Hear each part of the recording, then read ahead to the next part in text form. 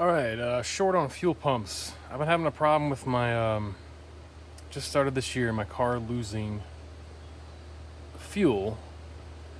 I thought maybe vapor lock. I'd had problems before, just like little hesitations. And then, grab this. I started using one of these filters a couple years back.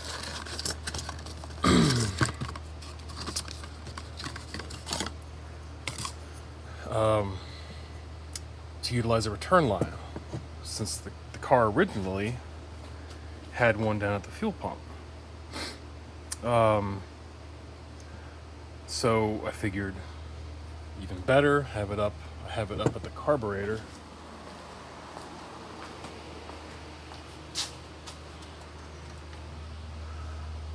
Down in there, and the fuel line just goes down back to the original line to the tank. And that seemed to work fine for a while.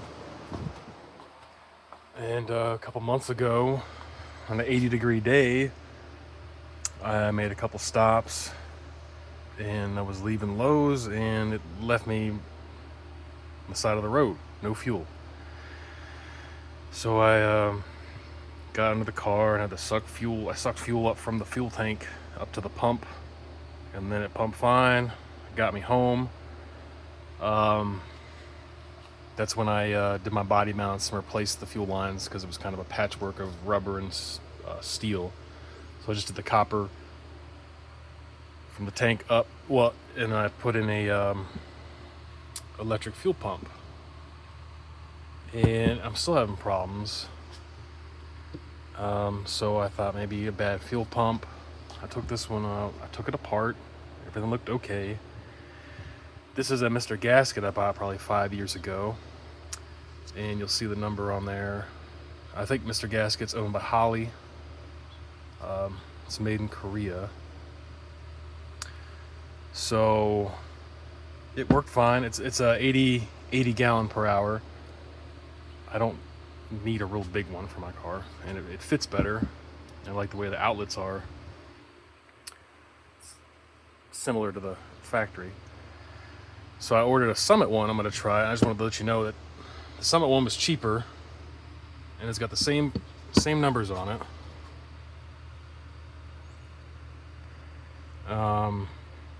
And it's also made in Korea. It's the same pump. And Holly makes one too that's even more expensive than the Mr. Gasket. So I just bought the cheaper one, but I really wish companies like Holly would make one that's actually a higher quality. I don't know what the difference is. These bolts, these screws are a little different color. I don't know, it's just frustrating. I would buy a Edelbrock made in the USA one, pay the money for it, but they don't make an 80 gallon per hour one. And I don't want the big 130 ones because they're just too big. Like, here's a cheap one I got off eBay. It's just too big. It doesn't really fit down there. I have problems with the power steering lines and stuff all getting in the way.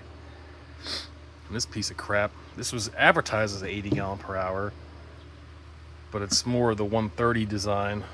And I took it apart to clock it properly, and then I noticed that the spring just popped right up. So you can see it's a much smaller spring that comes on these. So I don't know. I'm definitely not putting that piece of junk in my car. Garbage. And also, this is a cheap electric one I got off Amazon, and it was about half the price of one I got off of Summit branded, and it's the exact same pump. So, I hate going cheap, but cheap is what the name brand stuff is selling. It's just frustrating. So anyway, I'm gonna put this Summit pump back on my car. I don't know if maybe the rubber's going bad in this one or not. Just frustrating. So I'm just giving you a little detail on pumps. It's hard finding parts these days. It's aggravating. I just want some good quality stuff, and I don't trust anything I buy anymore. I'm sure everyone's in the same boat.